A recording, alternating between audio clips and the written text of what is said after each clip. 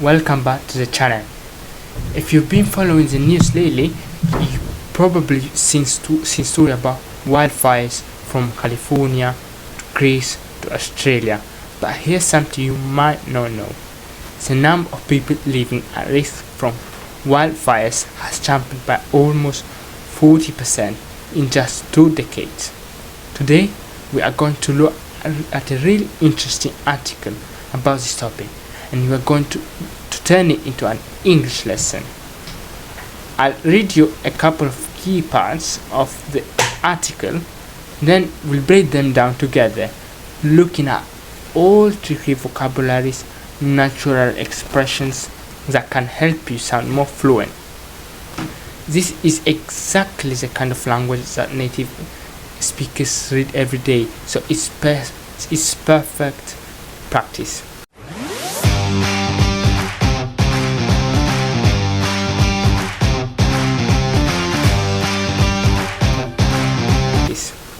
Alright, let's get into the first part, reading the first key paragraph.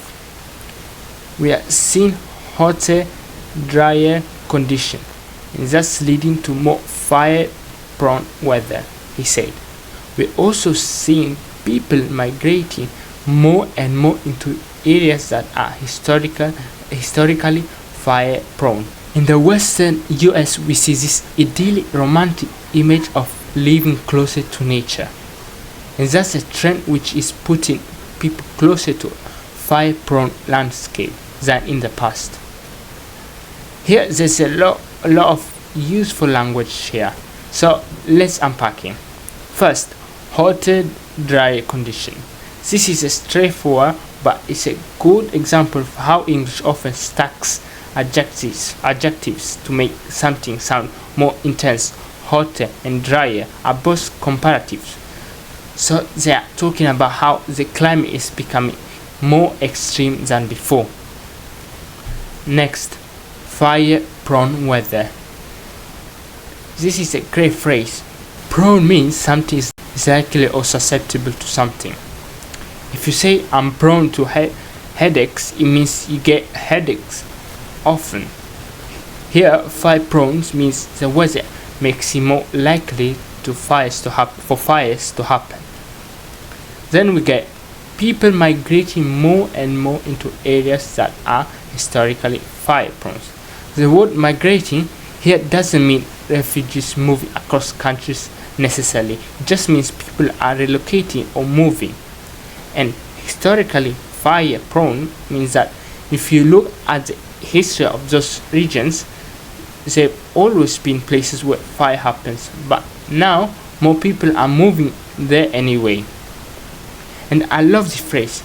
This ideally romantic image of living closer to nature. Ideally is a beautiful adjective. It means perfect, peaceful, almost like a picture from a postcard. And romantic image here doesn't mean about love, but about an idealized, dreamy vision. So the writer is saying that some people move to rural or forested areas because they imagine this peaceful nature life, but they are actually moving into risky zone. Finally, that's a trend which is putting people closer to fire-prone landscape than in the past.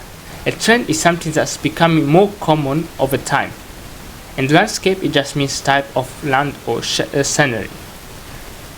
The key takeaway here is that people are moving into danger zones without realizing it.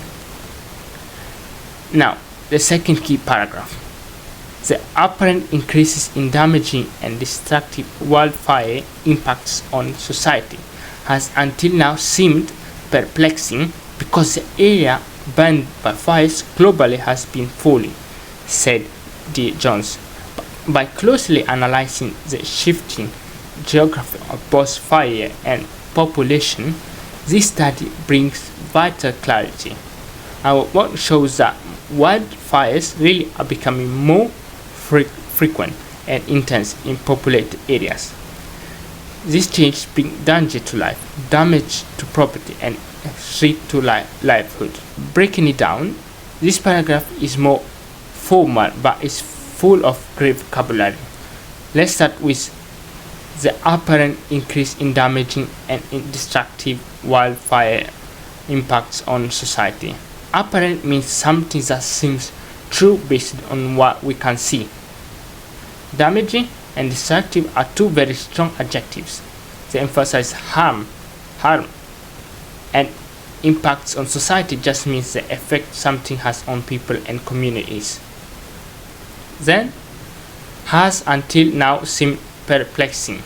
Perplexing is a lovely and adjective word. It means confusing or hard to understand. The writer is saying it's been puzzling that wildfire damage seems to be increased even though the total burned area is actually going down.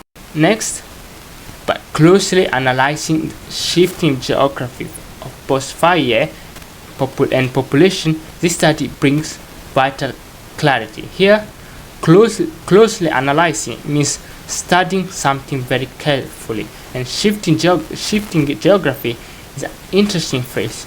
It means the location of fires and people are changing. Brings vital clarity means it helps explain or clear up something important. And finally, wildfires are really becoming more frequent and intense in populated areas. This change brings danger to life, damage to property, and threat to livelihood. Notice how the stack phrases here: danger to life, damage to property, and threat to livelihood. Livelihood is a key word here. It means someone's ability to earn money or sustain themselves. The job, income, or way of living is a formal way but very useful term. So, those are the two most interesting sections of the article. I want to show you how people are moving into risky areas because of this stream of living close to nature. In the other, explaining why wildfire damage seems to be rising even though total burned land is shrinking. This kind of article is perfect for learning real advanced English. It's packed with words and expressions you'll hear in news, documentaries, and serious discussions. And if you found this breakdown helpful, don't forget to like the video, subscribe to the channel, and then drop a comment telling me which news topic you'd like me to cover next. And remember, the more you listen to and analyze real English, the more natural you sound.